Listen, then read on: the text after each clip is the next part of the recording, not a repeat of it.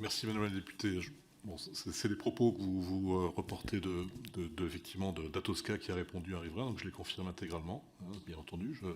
Je confirme que les deux centrales à enrober sont des centrales provisoires qui serviront uniquement le temps de la réalisation de l'enrobé de l'autoroute, des 53 km. Donc c'est effectivement une durée d'à peu près 1 an, dont 6 mois à plein temps de travail.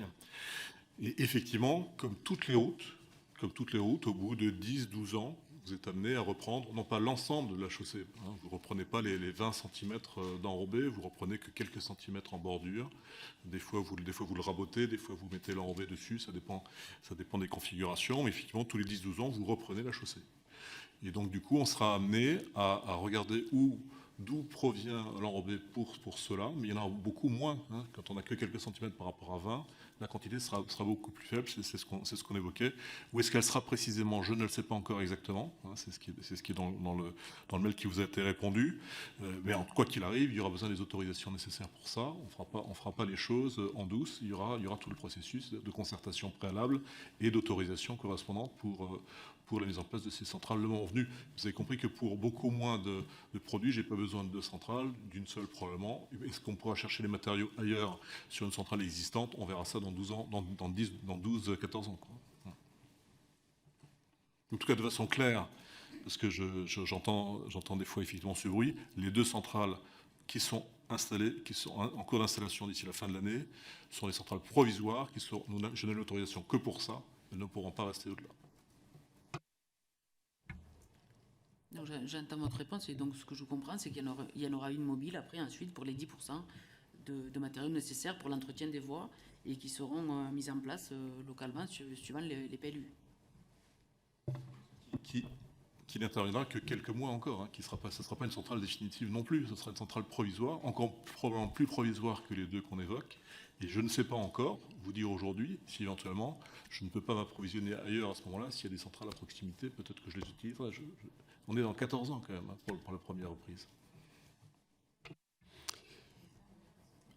Vous avez une dernière question et oui. Après je propose de donner la parole à... Oui, une dernière question. Donc concernant du coup la crème arbre, cette fois-ci, vous avez saisi l'Adréal le 15 février 2024 pour demander à déclasser la zone de la crème arbre. Dixit M. Berg, audition sous serment du 2 avril. En vue de l'abattage des arbres, M. Berg nous a répondu que le mardi suivant, le 20 février, qu'il ne validait pas votre demande. Cependant, dès le 15 et surtout le 16 février, vous aviez déjà commencé ces abattages. Comment cela est-ce possible?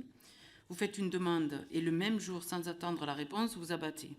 L'Adréal vous a confirmé à nouveau que la zone restait à fort enjeu environnemental, interdisant l'abattage le 5 mars, et a donc procédé à un RMA le 7 mars, interdisant toute coupe et atteinte aux arbres jusqu'au 1er septembre.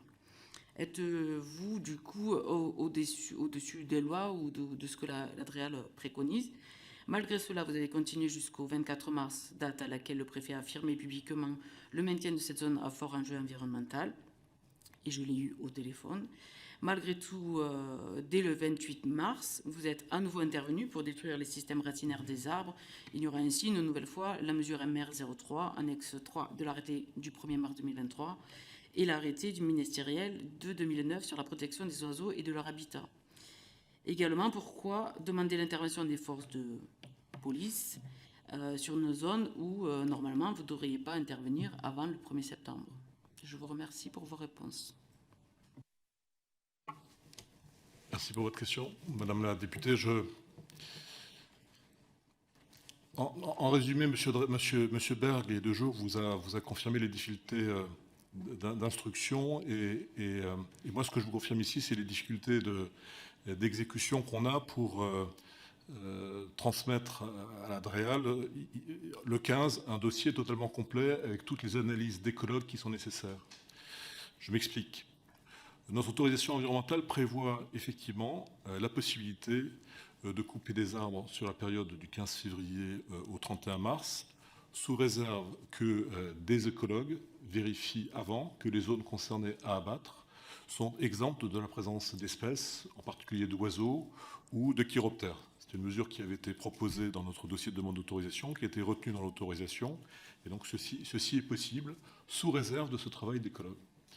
Ce travail d'écologue, effectivement, dans le premier dossier qui a été déposé le 15 à M. Berg, n'a pas été possible de façon exhaustive sur le site de la Crémarbre parce que le site était occupé par des occupants, enfin par des occupants sur les arbres et que donc de ce fait, il n'était pas possible pour les écologues de monter dans les arbres comme nous le faisons traditionnellement pour vérifier. Nous n'avons pu faire cela que de façon progressive, à la libération progressive des arbres par les forces de l'ordre où des occupants sont partis aussi de façon volontaire des fois des arbres. Donc nous avons effectivement du coup des rapports progressivement de l'écologue que nous avons transmis à l'ADREAL. Et je comprends que M. Berg regrette d'avoir des rapports progressivement et pas de façon exhaustive. Néanmoins, nous avons fourni ces éléments qui sont nécessaires dans le cadre de l'autorisation environnementale.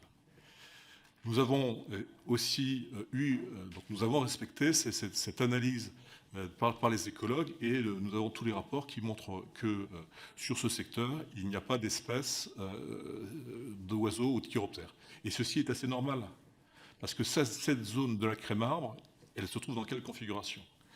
Au moment de l'état initial que nous avons fait dans le dossier de demande d'autorisation, la Crémarbre faisait partie d'un ensemble de massifs boisés, donc avec une cohérence. Sauf qu'au début de cet hiver, à l'automne, entre septembre et octobre, nous avons coupé une grosse partie de cette zone juste à côté de la Crémarbre. C'est-à-dire qu'il n'y avait plus de continuité par rapport à d'autres secteurs pour le secteur de la Crémarbre. Donc c'est normal, je pense qu'au final, du coup, les écologues n'aient rien trouvé dans les arbres.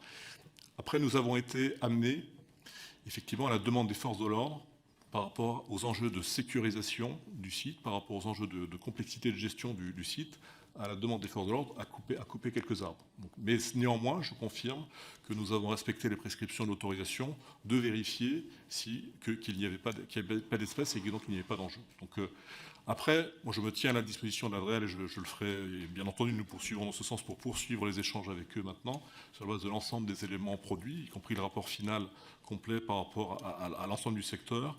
Donc, et je souhaite vraiment qu'à l'avenir, effectivement, les choses puissent être plus fluides dans la gestion des choses en lien avec l'ADREAL. Voilà ce que je peux vous dire. Je voudrais aussi rajouter que, contrairement à ce que j'ai entendu, l'OFB, à la présence de la mésange bleue, n'a jamais dit à aucun moment que la coupe était illégale. Ils ont indiqué que la mésange était présente dans les arbres, et qu'à ce titre-là, effectivement, il n'était plus possible de couper. Donc ceci est légitime, ceci est le strict respect de notre autorisation, que de dire à partir du moment où les espèces sont présentes, on ne peut plus le faire. Moi, je cite quand même deux éléments complémentaires qui montrent que, à notre sens, nous avons respecté l'autorisation environnementale. C'est que vous avez eu une plainte qui a été déposée par les opposants au moment du début de la coupe, qui n'est pas le 16, mais je pense que le début de la coupe était plutôt le 20, à ma connaissance. Plutôt le 20 que nous avons commencé à couper. Mais quelques jours après le 20, justement, suite à une plainte, l'OFB est venu sur place avec le substitut du procureur dans le cadre d'une plainte, a vu que les prescriptions étaient respectées, et la plainte a été, à ma connaissance, classée. Un référé mesure utile a aussi été déposé par les opposants demandant l'arrêt des travaux et demandant l'obtention des documents. À ma connaissance, ce référé aussi a été rejeté par le tribunal administratif. Enfin, ce qui montre quand même, je pense, le sérieux avec lequel on a travaillé dans des conditions encore une fois difficiles, qui fait qu'effectivement, je comprends l'agacement de M. Berg à ce que les éléments qui lui étaient transmis aient été transmis de façon très parcellaire.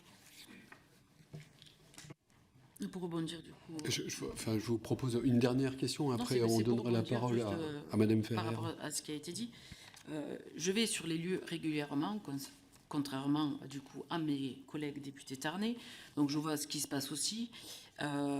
Pourquoi ne pas avoir suspendu les travaux justement sur ces temps-là, pour la sécurité de tous, des travailleurs, du concessionnaire, des écureuils, des habitants, voilà.